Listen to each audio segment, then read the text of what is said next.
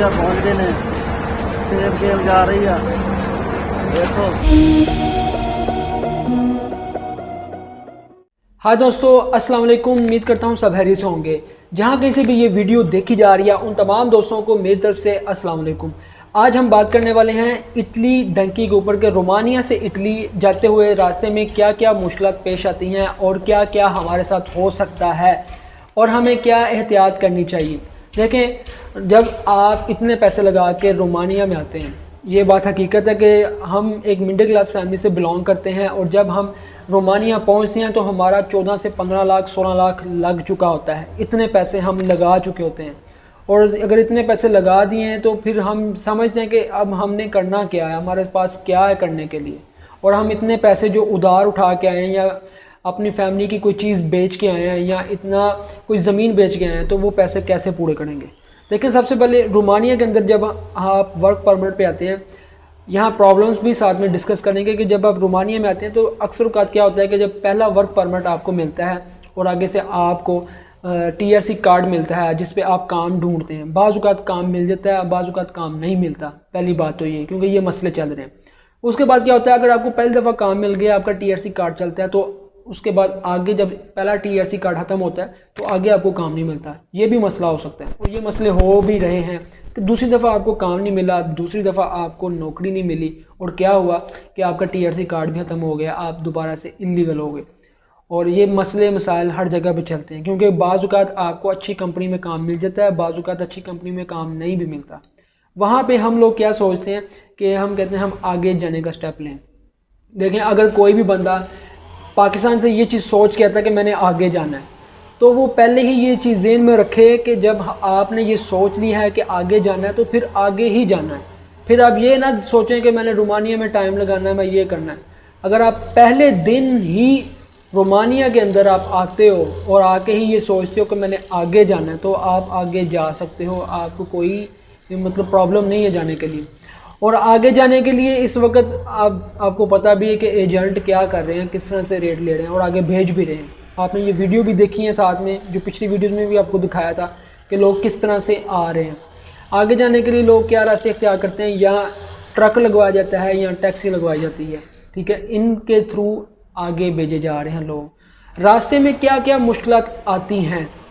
Number 1, देखिए, number 1 तो ये कि अगर आप रोमानिया से इटली जाने की ट्राई रखते हैं, पहली बात ये जो मैं हाईली रिकमेंड करूँगा कि पहली बात ये जो फिंगर है, आपके जो फिंगर है, आप ये फिंगर ना दें उस कंट्री के अंदर, ठीक है। अगर आप फिंगर देते हैं तो कल को आप किसी बड़ी कंट्री में जाते हैं आगे, तो वो क्या करेंगे, आपको उसी कंट्री में डिपोर्ट करेंगे, ठीक है, क्योंकि वो यूरोप का हिस्सा है। आपको दोबारा वहाँ पे डिपोर्ट किया जाएगा और जब आपको दोबारा रोमानिया में डिपोर्ट किया जाएगा, फिर इसका मतलब है आपको दोबारा आपकी कंट्री में डिपोर्ट किया जाएगा। ये बात याद रखें कि अगर आपने आगे ही जाना है तो आप मतलब आप आगे ही जाना है, रुकना नहीं चाहते, आपके पास पैसे नहीं हैं, तो आप रोमानिया के अंदर फिंगर ना दें, क्योंकि फिंगर तब ही होते हैं जब आप TRC कार्ड अप्लाई करते हैं। जब आप TRC कार्ड अप्लाई करने में भी उसको लेने में भी आपको कम से कम 1 महीने से लेकर 3 महीने का टाइम लग जाता है TRC कार्ड मिलने में। तो ये मैं रिकमेंड करूँगा कि अगर आपने आगे ही जाना है तो आप अपने फिंगर ना दें। अगर फिंगर देंगे तो फिर आपको अगली बड़ी कंट्री के अंदर मसले पैदा होंगे, तो इसमें आपके लिए भी मसला बनेगा। ये बात याद रखिएगा। दूसरी बात यह कि जब आप रोमानिया के अंदर आते हैं तो आपके पास पासपोर्ट होता है। देखिए, जब आप पासपोर्ट, वो ये जो पासपोर्ट है ना, इसकी बहुत ज़्यादा वैल्यू है, बहुत ज़्यादा वैल्यू है। आपने कहीं भी शेंजन के अंदर ट्रैवल करना है तो आपके पास ये पासपोर्ट होना बहुत ज़रूरी है। अगर तो आपका कोई दोस्त आगे है तो ये पासपोर्ट आप उसको आगे भेज दें, अगर नहीं तो आप पीछे अपनी कंट्री में भेज दें, क्योंकि बाद में जब आप कहीं पहुंच जाते हो तो आप वहां पे अपनी ये ज़रूरत की चीज़ मंगवा लेते हो। ये भी आपको समझ आ गई है कि इसकी कितनी ज़्यादा वैल्यू है। ये बात याद रखिएगा। इस चीज़ को आपने किसी के हवाले नहीं करना, या तो आगे अपना कोई फैमिली मेम्बर है उसके पास भेज दें पार्सल के थ्रू, या पीछे फैमिली है उसको भेज दें। इसका फ़ायदा क्या होगा? इसका फ़ायदा ये होगा कि जब आप ट्रैवल करेंगे, आप निकलते हैं रास्ते पे, गेम पे जाते हैं, तो गेम पे जाते हुए आपको रास्ते में अगर कोई मिस हैपन होता है, कोई प्रॉब्लम होती है, पुलिस पकड़ लेती है, ठीक है, तो वो आपसे पूछेंगे, तलाशी लेंगे, आपसे पूछेंगे, फिंगर लेंगे, फिंगर लेते हैं, क्योंकि नॉर्मली फिंगर हो जाते हैं।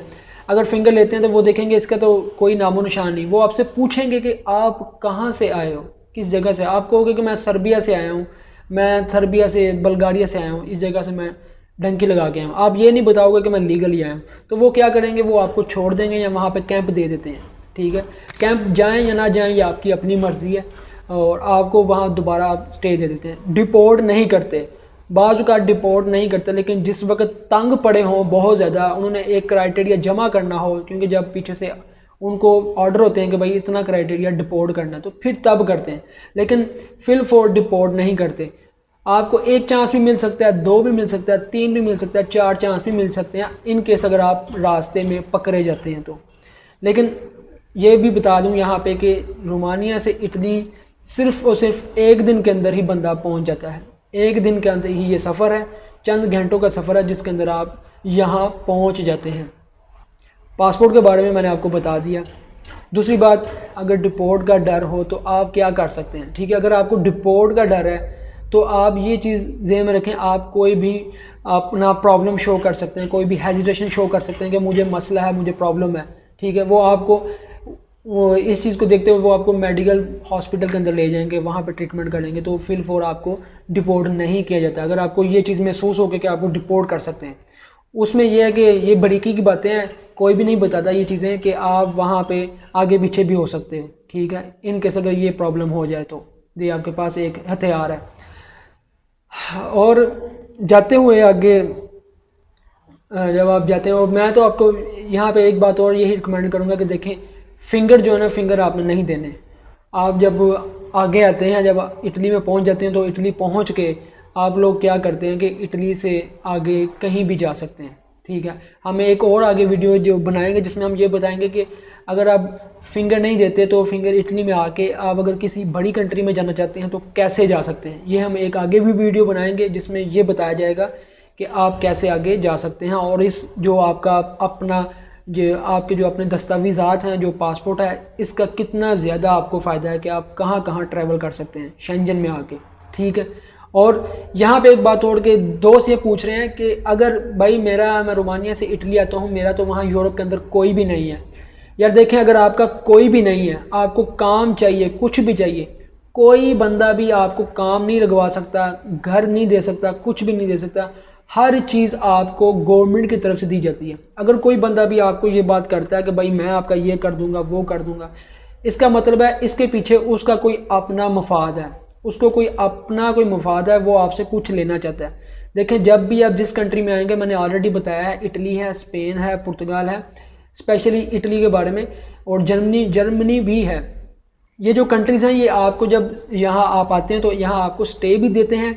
स्टे देने के साथ साथ आपको घर, कैंप, पैसे, हर चीज़ दी जाती है, इवन कि आपको काम भी मिल जाता है। इसका मतलब ये है कि आपको किसी भी बंदे की ज़रूरत नहीं है। जो बंदा भी ये बात करता है कि भाई मैं आपको घर दूंगा, मैं आपको काम लगवाऊंगा, इट्स मीन कि उसको अपना मफाद है, वो किसी अपने फ़ायदे के लिए बात कर रहा है। और ये दौड़ ही ऐसा कि कोई बंदा भी अपने मफाद के बगैर बात करने को तैयार ही नहीं है। हर बंदे को यही होता है कि यार कहीं ना कहीं मुझे कोई फ़ायदा हो जाए, इस बंदे की कोई फ़ीस बिल्ला करने के लिए तैयार ही नहीं है। आप जब आते हैं, ये रियलिटी है, जब आते हैं यहाँ गवर्नमेंट आपको हर चीज़ प्रोवाइड करती है, हर चीज़ आपको देती है। वेल, जो लोग भी पाकिस्तान से वीज़ा लगवा रहे हैं, मैंने ऑलरेडी बताया कि वर्क वीज़ा में क्या वैल्यू है रोमानिया में, और वहाँ पे काम का क्या हिसाब था, बहुत कुछ है वहाँ भी। लेकिन इन केस अगर आप ये सोच के आते हैं कि हमने जाना ही आगे है, क्योंकि ये एक नया रास्ता निकला है आगे जाने का, तो ये तरीकाकार है, ये जो मैंने आज आपको बताया चीज़ें, ये सबसे इम्पॉर्टेंट है। और अपने तमाम दोस्तों के साथ ये चीज़ें लाजमी शेयर करें, ताकि यार उन लोगों को भी पता चल सके कि हम क्या कर सकते हैं और क्या नहीं कर सकते। इसके अलावा एक वीडियो और ये भी बनाने वाले हैं कि जिसमें ये बताएंगे कि आपने जब डंकी पे आते हैं तो आपके पास क्या होना चाहिए और क्या नहीं होना चाहिए। मिलते हैं आपको अगली वीडियो में, तब तक के लिए हमें दें इजाज़त, दुआओं में याद रखिएगा। अल्लाह हाफिज़।